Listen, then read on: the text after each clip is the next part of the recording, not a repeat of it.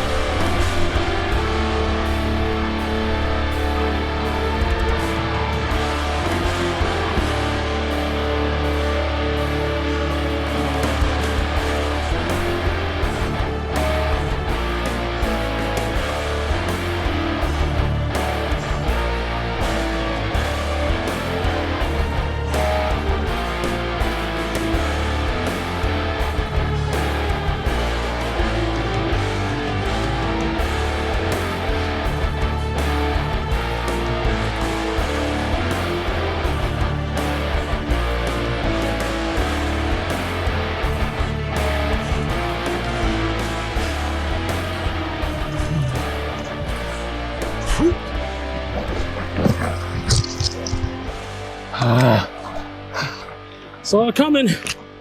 Saw it coming. I'm fine. A little upset, but I'm fine. Saw it coming. Couldn't correct myself. It's fine.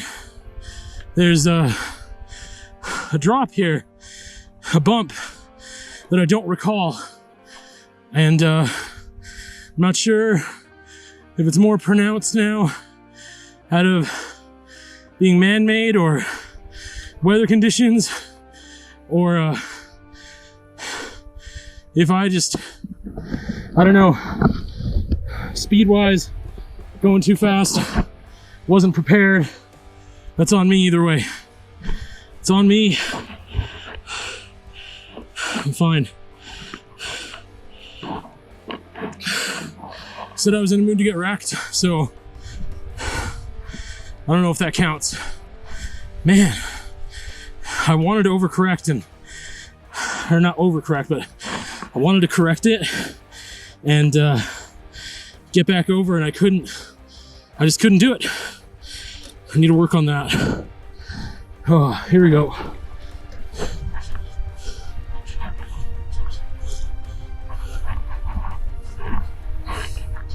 You know what? Something doesn't feel right. You crash on your bike, you should probably do a bike check. So yeah, that does not feel good. My front wheel does not feel good. Way too loose and bouncy. So let's check that out, because I don't want to, well, I do want to get wrecked, but not because of issues with my bike.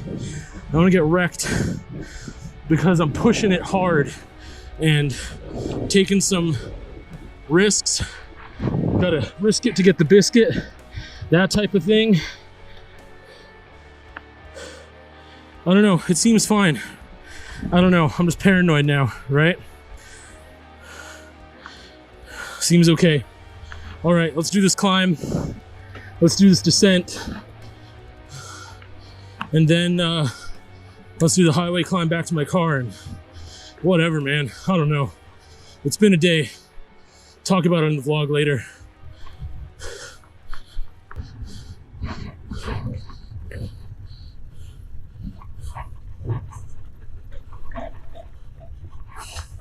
Should have taken the right track.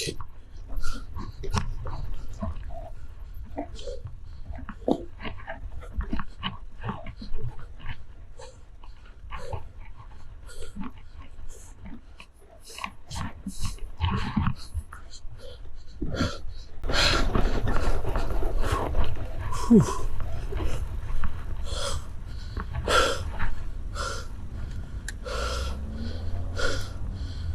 Should have taken that right track. Man, you can't come in too hot down there unless you're really skilled, which I'm not. Frick. Shout out to the person in the vehicle that waited for me to get down safely before running me over. Shout out to them. Blue vehicle. Crossover type vehicle, person with shades on. All right.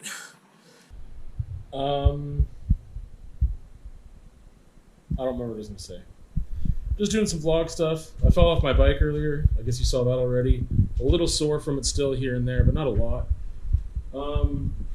I did this the other day. I guess I could show you that.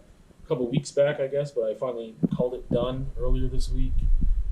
I still don't know if this is done or not. I guess I'm going to take pictures of it. But GoPro Effect has it, like, yeah. You don't see a lot of detail from that distance. Yeah, I don't know. I feel weird because I'm anxious, but I won't be for much longer. Anyway, I hope not anyway. I had a weird thing. Okay, so first of all, I'm teaching an abstract art class. By the time this comes out, the abstract art class will hopefully be full. I should have advertised more. I don't know, work has just been, I can't. Like, I am so mentally and emotionally drained and burnt out from just trying to exist at work and not want to die after. Anyway, I just, yeah. More about that in the conversation that already happened, but I don't know, there's this weird thing that happened last week. So there was a short period of time in my life where I played Call of Duty, COD 4 to be exact, Modern Warfare, the first one. And to a point that it was a little competitive, like I was in a clan or a team, if you want to call it that, and we competed. Like we had we competed with other clans and did we had a special team of us that did that and arranged to have games with people and stuff. So it was fun. It was a lot of fun. I really enjoyed it. I don't even know how long I did that for, in the sense of competitiveness, maybe a year or so. But there was this dude in that clan who was just always positive, always happy, just super fun. Most of the people there were from the States, including this guy. And he's the only person from there that I had on Facebook. And he bought a painting of mine once that I had to ship it to him. And I don't know, he's just a genuine good dude. And last week on Facebook, I saw his family had taken over his account because he had died. And it's I never met this dude in person, and we barely ever talked anymore, because when I was playing, we're talking 10 years ago. And we barely talked since then, but every once in a while we did. And that painting he bought of mine maybe 5 years ago. But yeah, it was just weird. I'm they didn't say what happened either. So part of me always jumps to suicide or drug overdose. And I have a feeling that it was probably suicide. I don't know. I don't know why. I don't like when I say I don't know and then I follow it up with but I do know. I think it's just because he never really shared any darkness. I never saw him express it in private to me or to others or publicly. Of just I'm having a bad time. And some people just don't express that unless it's to somebody who's really, really close to them, and that's fine. That's respectable. That's good. But I don't know. When the family doesn't state why, then I always start thinking it's one of those two things. But yeah, I don't know. It just made me feel weird. Just one of those weird connections you make, and then that person's not there anymore. I'm oh, okay, that's life.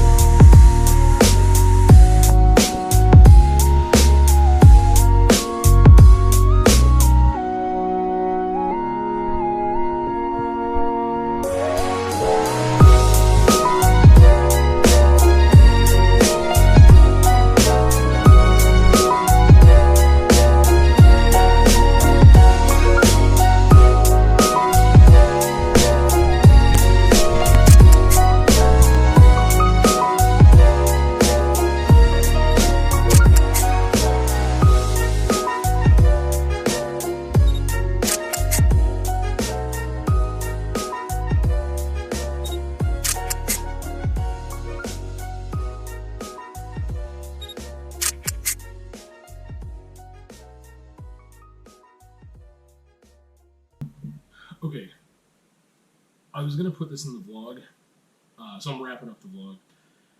And I had this whole thing, and it became like a story time thing instead of a vlog thing, about how I quit my job. So, I can't tell you what the job is, of course, because that would be unprofessional. I have a lot of detail in the story time video about how I quit my job. I don't have another job.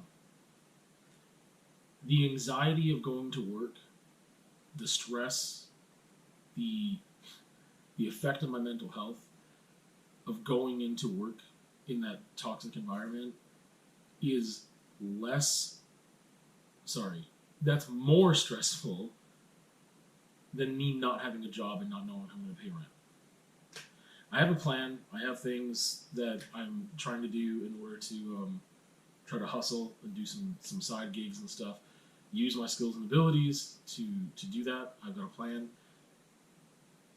But the security of having that job doesn't mean anything when mentally and emotionally I'm a mess. Which is not due to the job itself. It is due to the people that are there and the cronyism and the, again, toxicity of that work environment because of people in power and people who are power hungry and people who just want to control and they're not there for the right reasons that have to do with working with youth and benefiting them, and rather it's more about how little can I do and how much can I get paid. And not caring about how many people anyway. So that's a thing.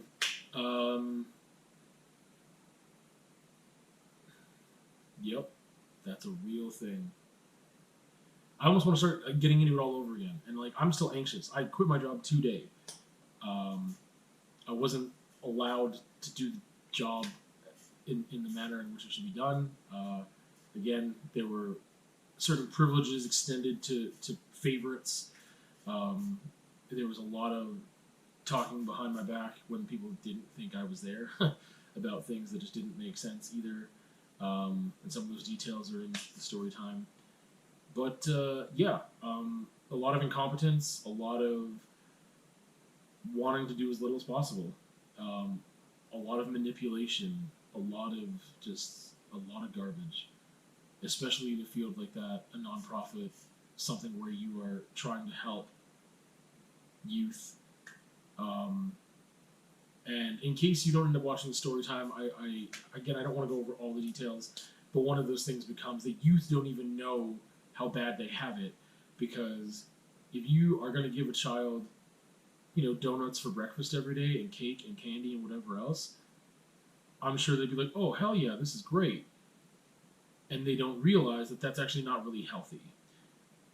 And so when you say, hey, you don't have to actually do any more academic work today, we're not going to do any tomorrow either, you can just play video games or be on your phone and watch TikTok for the whole day, I'm sure they don't realize, wait a second, but why am I here in this program? Is it not to help me transition back to a different school setting and learn skills, and not just the academic stuff, but the life skills, so that I can be better prepared to reintegrate back into a public school or whatever their plan is?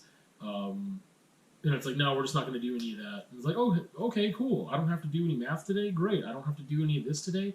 I can just do whatever I want? That sounds great. So, the youth aren't recognizing how they're getting shortchanged, and it's sad and disappointing. I'm still really anxious because, the dust hasn't settled yet, and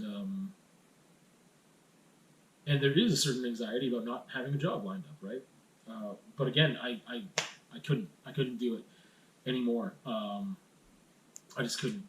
It was taking a toll on my mental health, and I've not been in positions like that often. The only thing I can compare it to is in a very emotionally abusive personal relationship that I had, and I just never had anything like this at a workplace ever. It's wild, and not in a good way. It's really bad. Anyway, there's details in the story time. Wrapping up the vlog. I need to wrap this up. The only other video this week is a conversation, this past week, yeah. I guess there's a story time now about how I quit my job. And there's a conversation about how time is fickle, and what that was about was like people saying like you got to live every day to the fullest, and also like, you know, in the scheme of things, like this is a rough couple of months or whatever, and you'll get through it and whatever. And it becomes this thing of like, well, you don't know how long I'm going to live. I don't know how long I'm going to live. So like when you are at a workplace or in a relationship, where you spend the majority of your time and your energy and everything else there, that isn't the same thing as like my example was like someone cutting you off in traffic. That was 2 seconds of your life. You responded out of maybe fear and had some anger because you were like, oh, what's going to happen, whatever, and you get over it, hopefully, and you might swear, give them the finger, I don't, whatever, but like that is something that you can be like, hey, that was like 2 seconds of my life. I can choose to be positive. I can choose to get over it, whatever. But when you're going into work for 40 hours a week, or when you live with someone, or whatever else, and the majority of your all physical, mental, and emotional energy are going towards that thing, and you're spending those hours, that becomes a thing of like, no, this is my life right now. Like, this is my life, and because of that, it's horrible. And if this is the last month of my life, is this, like, I have no idea what's going to happen to me, that isn't living every day to the fullest. That's not taking care of myself. That is not just like, oh, whatever, it'll be fine. It's just like a short time in your life. Yeah, if I'm guaranteed 40 more years, then maybe a couple months isn't really a big deal in the scheme of things. But when you have no idea, I'm getting into the whole conversation all over again. Go watch or listen to the conversation. That's it. See you on another time. That's not it. I had the best day at work I've ever had yesterday, which was the day before I quit, because I quit today, because I went for a hike. That was my work day. I got to travel by bus, go to a park. It was beautiful. Did a hike, traveled by bus back, even got some ice cream. That was the best day at work at this job that I have ever had, ever. And so you'll see some of that in the vlog, or you already have seen that in the vlog. And cool beans. Anyway,